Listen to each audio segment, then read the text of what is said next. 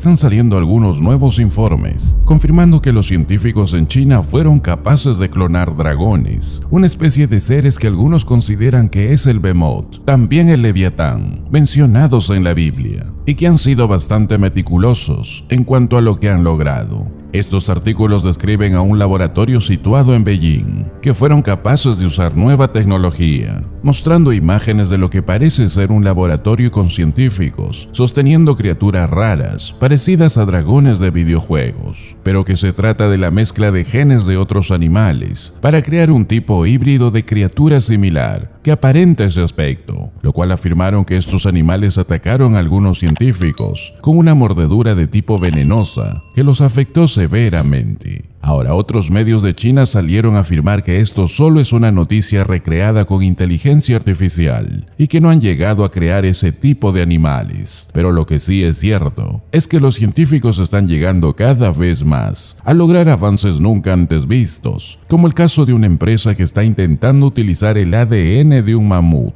encontrado como resto fósil y pretenden traer de vuelta este tipo de especie en la Tierra. Ahora, otra cosa que sí es cierto es la existencia del Behemoth, es la existencia del Leviatán y este dragón mencionado en la Biblia, pero que no es como lo que pretendieron mostrarlo en China. Si bien la historia muestra diversas culturas antiguas que relacionan a una especie de animal mencionado como un dragón, como seres indestructibles capaces de destruir todo a su paso, por lo que muchas civilizaciones paganas lo consideraban como deidades. En el 330, por ejemplo, Alejandro Magno supuestamente vio un dragón mientras invadía la India. Él describió una criatura que vivía en una cueva que la gente local adoraba como un dios. El historiador filósofo Flavio, del siglo III, también proporcionó una descripción detallada de una supuesta especie de dragones que habitaban en la India. Ahora, ¿qué nos dice la Biblia con respecto a estos seres? Como en el caso del Behemoth o el Leviatán y este caso del dragón. Behemoth es la palabra hebrea para una especie de elefante y Leviatán es una especie de monstruo marino, una especie de ballena enorme, un dinosaurio de mar, pero que la Biblia lo menciona por un mito pagano que lo relacionaban como una deidad, representado como el gran enemigo de Dios, y los judíos fueron influenciados por esas historias. Pero Job 41, Dios le pregunta a Job dónde estaba él cuando creó todo. ¿Sacarás tú al Leviatán con anzuelo o con cuerda que le eches en su lengua? Y luego continúa describiendo a esta bestia enorme. La Biblia afirma que es una creación maravillosa de Dios, solo es un animal más, y que hablaremos de esto con más detalle en otro vídeo. Ahora, la Biblia también menciona un ser muy interesante para muchos, conocido como un dragón. ¿Y qué nos dice la Biblia con respecto a esto? En el tiempo del jardín del Edén, había toda clase de criaturas que fueron hechas por Dios. Habían animales de varios tipos. Y aquí nos encontramos con una especie de serpiente, que en el hebreo es mencionado como Nachash, y es un nombre para una especie de reptil. La Biblia no describe cómo era este reptil. La mayoría de la gente asume que este animal era una serpiente, y eso podemos verlo en las imágenes fantasiosas de esto, mostrándonos una serpiente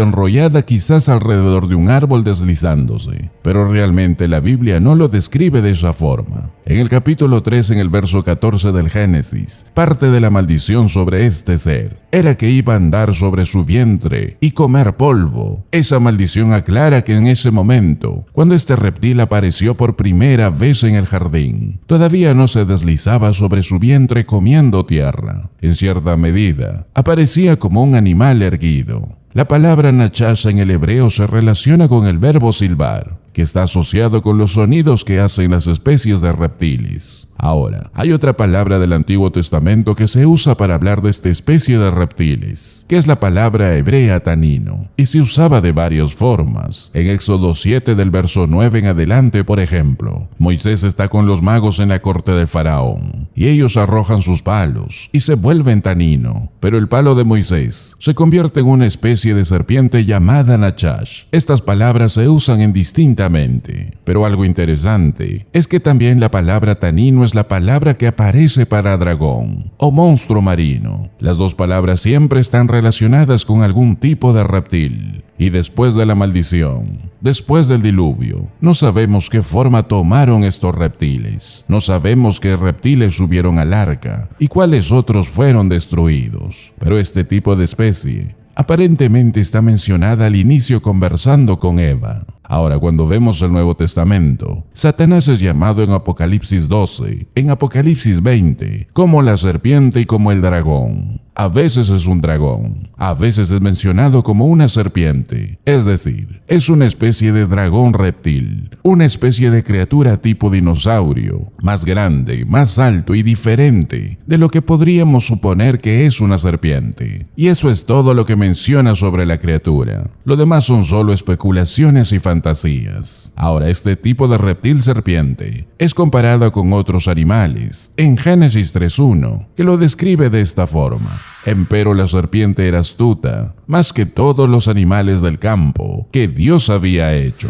Esto indica que este reptil pertenece al reino animal y no se refiere a un tipo de animal único o solitario en su especie. Esto es parte de lo que Dios creó en Génesis 1. Este es un animal físico real, pero no sería un animal que conoceríamos, porque es un reptil premaldito. Y fuera de lo que fuera este animal, terminó boca abajo comiendo tierra después de la maldición. Ahora, este no es cualquier otro reptil, porque algo interesante que la Biblia menciona es que este animal habla, y no es como el asno de Balaam, porque Dios habló a través de él en una ocasión, y Eva no parece estar sorprendida cuando este reptil se acerca y comienza una conversación. Pero hay algo diferente en este reptil, porque le dijo a Eva: con que Dios os ha dicho, no comáis de todo árbol del huerto. Este animal sabe acerca de Dios, tiene una personalidad y tiene una mente malévola, una mente malvada. Y la Biblia lo describe de forma real. Esto no es una fábula, ni un tipo de leyenda con moraleja. ¿Cómo maldicería una fábula? Pero Dios maldijo a la serpiente. Algunos rabinos judíos dicen que la serpiente en realidad no le estaba hablando a Eva, sino que son los malos pensamientos de Eva. Pero eso no es así. ¿Por qué Dios maldijo al reptil? Dios escribió esto para que creamos que fue así. Y lo interesante de esto es ver a esta personalidad dentro de ese animal, que sabía el efecto de la elección que Adán y Eva iban a hacer. Pero Adán y Eva no tenían ni idea, ni la menor idea de lo que iba a pasar después, de lo que sucedería cuando hicieran esta elección. Cuando Lucifer tomó esa decisión por primera vez, lo hizo porque dijo que quería ser como Dios, pero se volvió tan diferente a Dios, porque Dios es santo, pero él se volvió desgraciado, él se volvió maldecido, y le dice a Eva lo mismo: si comes te volverás como Dios. Solo que él ahora sabe exactamente cuál será la consecuencia, cuál será el efecto. ¿Y quién era esta criatura? Apocalipsis 12:9 habla estos dos términos tomados del hebreo, donde en el Antiguo Testamento se le llama Nachash y Tanino, que es la serpiente, o reptil y dragón.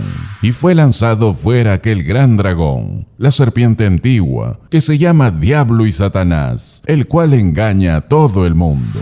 Es malévolo de arriba abajo. Este ser espiritual que usó ese reptil solo busca el mal. Él es engañoso, él está mintiendo constantemente, y aún este ser es tan malvado que se metió dentro de la misma iglesia cristiana evangélica para insertar a sus falsos predicadores, a sus falsos cantantes, para engañar y arrastrar a perdición. Pero por malvado que sea, este está sujeto al control soberano de Dios. Él no pudo hacerle pecar a Eva. Él no tiene ese poder. Él no puede hacerte pecar, porque cuando pecas, tú tienes la responsabilidad. Eva pecó por su propia elección. Por eso es decisión de cada uno seguir a Dios verdaderamente o seguir las mentiras de este dragón, que pronto Dios permitirá que traiga a su anticristo final, y engañará al mundo para que al final Dios juzgue a aquellos que creyeron a este Satanás antes que a la verdad declarada por Dios. Gracias por ser parte del ministerio de la verdad de su palabra.